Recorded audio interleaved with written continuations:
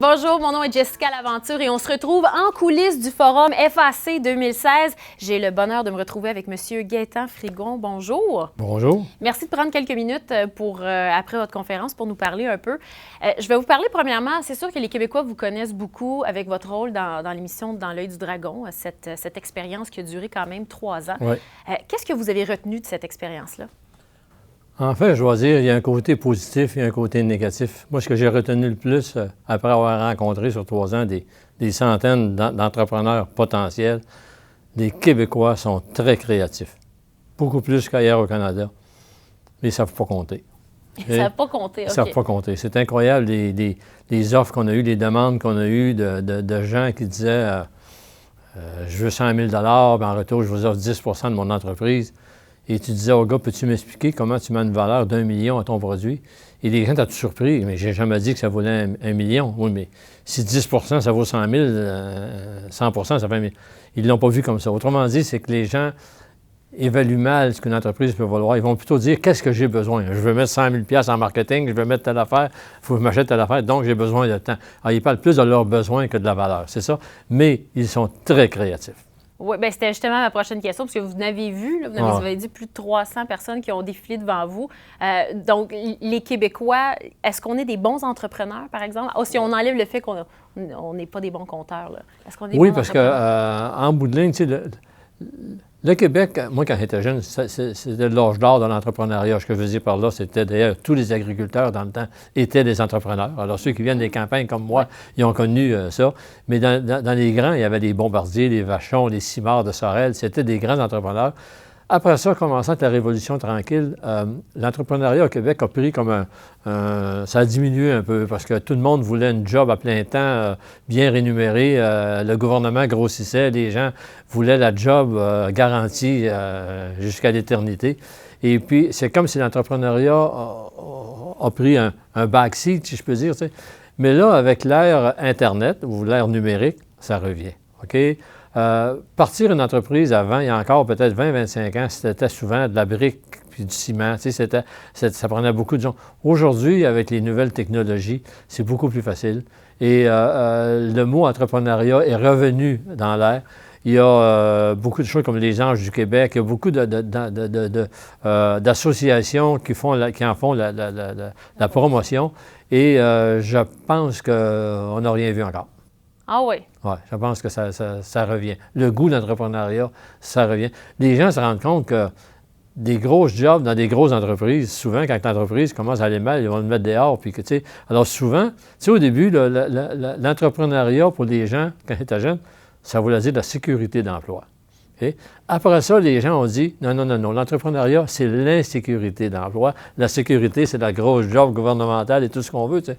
Aujourd'hui, ça revient, que l'entrepreneuriat va égaler sécurité beaucoup plus que ça l'a été dans les dernières décennies.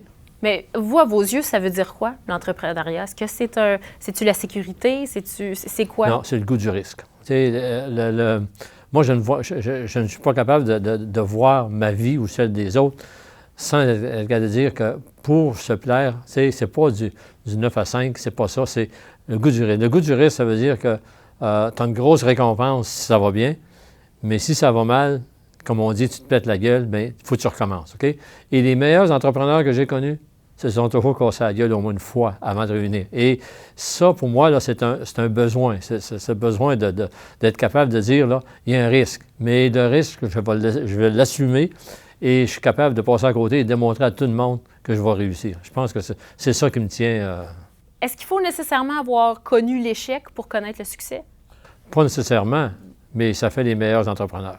OK. Ouais, c'est des meilleurs entrepreneurs parce que on apprend toujours de nos échecs. Moi, j'en ai eu quelques-uns dans l'édition. On veut dire, on avait fait des succès formidables avec les fiches cuisine, Bon Appétit. OK, il y a encore beaucoup de familles au Québec qui ont des boîtiers avec Claudette et Marie-Josée Taillefer. Après ça, on se pensait invincible. On a lancé la soupe est servie. On s'est pété la gueule. OK? On a perdu de l'argent. On a lancé après ça l'argent du monde parce qu'à un moment donné, on se sentait trop sûr de nous-mêmes. On disait, hey, moi, je fais des succès. Alors, on a eu des échecs.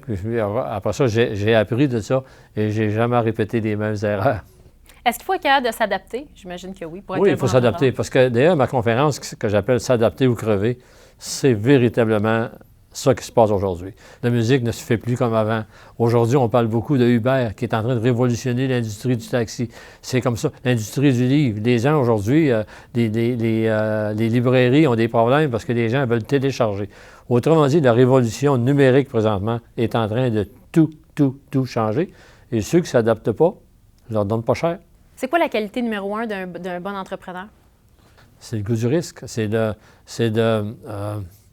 Faut pas rechigner. Il faut vraiment... si je résume ça, là, un entrepreneur qui respecte ses clients, qui respecte ses employés, puis qui adapte son entreprise, je peux vous dire, il va réussir. Je n'ai aucun doute là-dessus. Aucun doute là-dessus. Puis, d'ailleurs, dans l'œil du dragon, on a vu des entrepreneurs qui étaient des adolescents souvent. Là. Il y avait la flamme de l'entrepreneuriat, puis on le sentait. Moi, là, c'est que dans l'œil du dragon, on n'avait jamais vu des concurrents avant. On ne les voyait pas. Quand ils descendaient le grand escalier, OK, là, moi, je les regardais. OK, tout vrai. Et quand ils étaient rendus en bas, je n'avais aucune idée de ce qu'ils étaient pour présenter. Mais déjà, je savais si j'étais pour faire affaire avec eux autres ou pas. Leur façon de marcher, leur façon de... Tu sais, on sentait, il y avait confiance en eux autres. Ceux qui regardaient le plancher, il y avait peur quasiment de se présenter devant le monde. Je les éliminais quasiment au début. Autrement dit, là-dedans, là, moi, les signaux, ça ment pas. Tu sais, quand j'étais chez Métro, je faisais ça. Il y avait des épiciers qui m'appelaient Gaétan, mes ventes baissent, puis tout ça. Il vient m'aider. J'allais le voir, puis je restais en arrière du magasin, puis je regardais, je disais, tout ton monde, là, as-tu des problèmes syndicaux? Ouais, un petit peu, c'est tout ton monde, il regarde le plancher, il ne regarde pas les clients. Puis ce que je veux dire, c'est des formules qui sont importantes pour tout le monde, mais qui, dans le fond, sont faciles à appliquer. Vous mettez beaucoup de valeur sur la première impression, c'est ça que j'entends. Absolument, absolument, oui. Ne pas sous-estimer cette première impression. Comment on n'a jamais une deuxième chance de faire une bonne première impression. C'est bien dit. Bien dit, ça, hein? Oui. On va terminer par parler de votre livre que vous avez écrit, Gaétan Frigon, Né Dragon.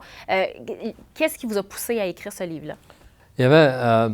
moi, j'ai commencé à travailler avec le début de la Révolution tranquille. Donc, j'ai vécu le Québec, disons, des années 60 à aujourd'hui, ce qui était vraiment la Révolution tranquille. Je l'ai vécu sur le marché du travail et je l'ai fait avec du succès quand même. Tu sais, j'ai appris.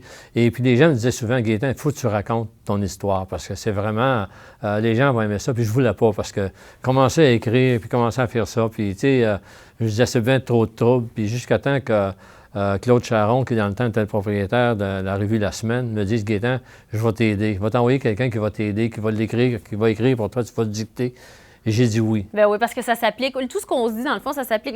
Vous l'avez dit vous-même, les agriculteurs, ce sont des entrepreneurs. Ce sont des entrepreneurs. On peut aller chercher. Puis, ce que je veux dire, j'en ai connu, parce que comme je disais, moi, j'ai travaillé au magasin de mon père quand j'étais jeune. Tout le monde était agriculteur. Et puis, les gens, ils me voyaient toujours au magasin. Puis, de temps en temps, j'aimais ça aller à leur ferme, les voir les animaux, puis tout ça. Tu sais, ce que je veux dire, c'est... Et d'ailleurs, j'ai eu une ferme dans ma vie, OK? J'ai été membre de l'UPA, OK? Et je disais que les agriculteurs du Québec, la plupart ont connu Paul Couture, qui a été longtemps le président de l'UPA. Je veux juste dire aux gens que j'ai été servant de messe à son mariage. C'est vrai? Oui. OK. Oh, ben, on a des amis partout. On a des amis partout. Bon. Ouais, c'est important. Bon, ben, merci beaucoup. En espérant que j'ai fait une bonne première impression. Vous avez fait une excellente impression, ma chère Valère. C'est bon, puis j'ai pas de deuxième chance à l'air. Non, mais vous avez les mains froides. Oui, mais j'ai le cœur chaud. Merci beaucoup. Avec grand plaisir.